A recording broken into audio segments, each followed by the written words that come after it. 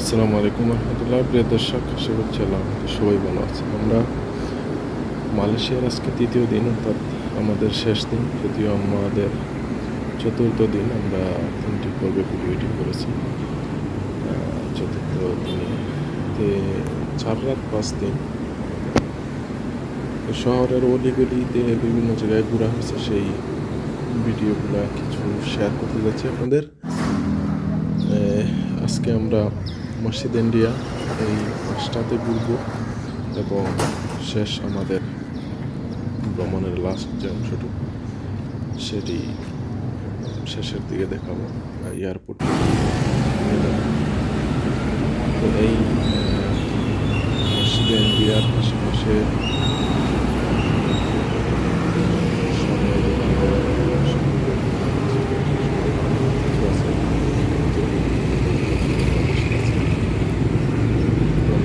এই জিনিসগুলো দেখছি। তারপরে আমরা আসলাম মসজিদ জামেকের পাশে। চতুর্দিকে খুবই সুন্দর ঝর্ণা আছে, ফুল বাগান আছে। আমরা এগুলা দেখতেছি।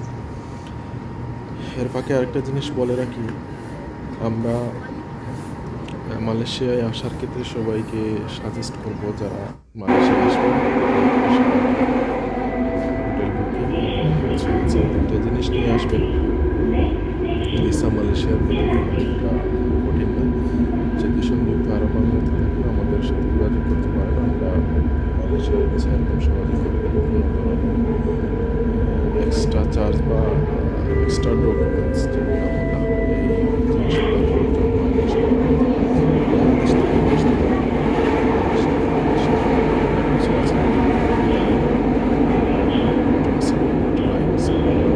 জায়গাটা চিনতে হবে, স্টেশনের নাম জানতে হবে। এছাড়াও ট্যাক্সি আছে, ট্যাক্সিগুলো খুবই ব্যয়বহুল। এছাড়াও ট্যাক্সি ছাড়াও অনলাইন অ্যাপ আছে। এই অ্যাপটা ব্যবহার করে ট্যাক্সি চালাতে পারেন। গ্র্যাব অ্যাপটা ইউজ করে আপনি ট্যাক্সিতে অর্ডার করতে পারেন। এটা সহজে যে কোনো জায়গায় চলে আসবে এবং কম খরচে যাওয়া যেতে পারে। আমরা হাঁটতে হাঁটতে আমাদের যে বাসা, সেই বাসার দিকে যাচ্ছি। প্রতিমধ্যে দেখলাম এখানে ডাবের দোকান। ডাবের পানি খেলাম, খুবই মিষ্টি ডাবের পানিগুলা, খুবই সুস্বাদু, অসাধারণ লাগলো আমাদের কাছে।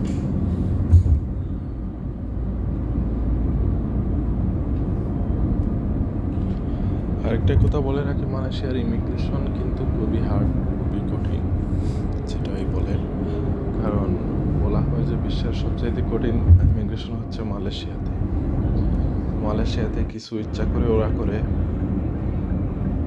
সমস্যা করে, আর কিছু ওরা সাধারণ তাদের যে একটা ইমিগ্রেশনের করণীয় সেটা পালন করে। অনেক সময় একটু বেশি করে ফেলে, বিশেষ করে বাংলাদেশে দেখলে, কারণ বাংলাদেশে গিয়ে ওখানে থেকে যায় ভিজিটে গিয়ে। তো তাদের সাথে বেশি কথাবার্তা বলার দরকার নেই, বুঝতে হবে কি বলতে চাচ্ছে তারা এবং সেই অনুযায়ী উত্তর দিতে হবে। প্রমাণ করতে হবে যে আপনি থাকবেন না, ওখানে চলে আসবেন। এই সমস্ত বিষয় যেগুলো জিজ্ঞেস করে সেগুলোর উত্তর দিতে হবে। যদি এগুলো উত্তর না দিতে পারেন তাহলে হয়তো বা আপনাকে ওখান থেকে ফেরতও পাঠাতে পারে, অথবা আপনাকে 3-4 ঘন্টা ওখানে বিভিন্নভাবে জিজ্ঞেস করতে পারে আটকিয়ে রেখে। এটা এমন হয় যে মালয়েশিয়াতে যারা 3-4 বার গেছেন, ওখানে স্টুডেন্ট আছেন, ফ্যামিলি নিয়ে আসেন, তাদেরকেও মাঝে মধ্যে এই ইমিগ্রেশন এই সমস্ত ঝামেলা করে।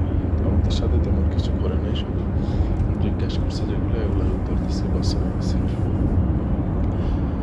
টাকার বেলায় আমরা বলবো আপনারা টাকা এবং খাওয়া বুকিং এই এরিয়াতে থাকতে পারেন।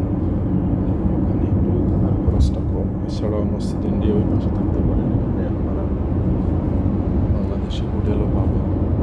আবার বাংলাদেশি হোটেল আছে, এরিয়াতে থাকতে পারেন। এগুলো নিয়ে থাকার জন্য তেমন একটা সমস্যা হবে না। আমরা যে জায়গাতে থাকছি ওই জায়গাতে একটু দাম বেশি, ওই জায়গার লোকেশনটা দিলাম না, কারণ ওই হোটেলগুলোর দাম একটু বেশি থাকে। এই জন্য বুকিং বিন্তানে আমাদের বাংলাদেশি রেস্টুরেন্ট আছে, বাংলাদেশি এলাকা আছে, হোটেল আছে, ওই সাইডে থাকতে পারেন। যারা গ্রুপে গ্রুপের সাথে যান, তাদের তো আর টেনশন নেই থাকা খাওয়ার জন্য। যারা একা একা যাবেন তারা হোটেল কমপক্ষে একদিনের বুকিং করতে হবে আপনার। একদিনের বুকিং করে যদি 5 দিন 7 দিন বা যতদিন থাকেন, ওখানে যতদিনের টিকিট আছে রিটার্ন, ইমিগ্রেশনকে বোঝাতে হবে যে আমি ওখানে গিয়ে এই হোটেলটা চেঞ্জ করে ফেলবো। একদিনের হলেও ছাড়বে, বেশি লাগবে না, একদিনের হলেও ছাড়বে। তবে যদি 2-3 দিন থাকেন তাহলে একসাথে করে নেওয়াই ভালো আমার মনে হয়। একটু ইন্টারনেটে দেখবেন, কম বেশি দাম। তবে এয়ারপোর্ট থেকে শহরের দূরত্ব অনেক বেশি, কুয়ালালামপুর শহরের দূরত্ব অনেক অনেক বেশি। আপনারা ওই যে গ্র্যাব যদি না ইউজ করেন, সাধারণ ট্যাক্সি ইউজ করেন, তাহলে প্রচুর টাকা আসবে, যাতায়াতের খরচ বেড়ে যাবে। আর হ্যাঁ, যদি আপনারা 2-3 জন 4 জন থাকেন, সেক্ষেত্রে শেয়ারিং করে আপনারা যেতে পারেন, সেক্ষেত্রে কোনো অসুবিধা হবে না, আপনাদের খরচটা অনেক ক্ষেত্রে কমে আসবে। আমরা একদম শেষ পর্যায়ে এয়ারপোর্টের দিকে যাচ্ছি। আমাদের মালয়েশিয়ার ভ্রমণের শেষ দিন, শেষ সময়। সারা মালয়েশিয়াটা খুবই ভালো লাগছে আমাদের, শান্ত, গরম না, বৃষ্টি হয় মাঝে মাঝে,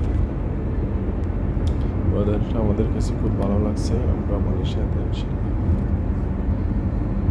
আবার যাব, আবার দেখা হবে মালয়েশিয়া, আমাদের বন্ধু অনেক আছে তাদের সাথে, এবং নতুন নতুন আরো অনেক বন্ধু তৈরি হবে। ফি আমানিল্লাহ।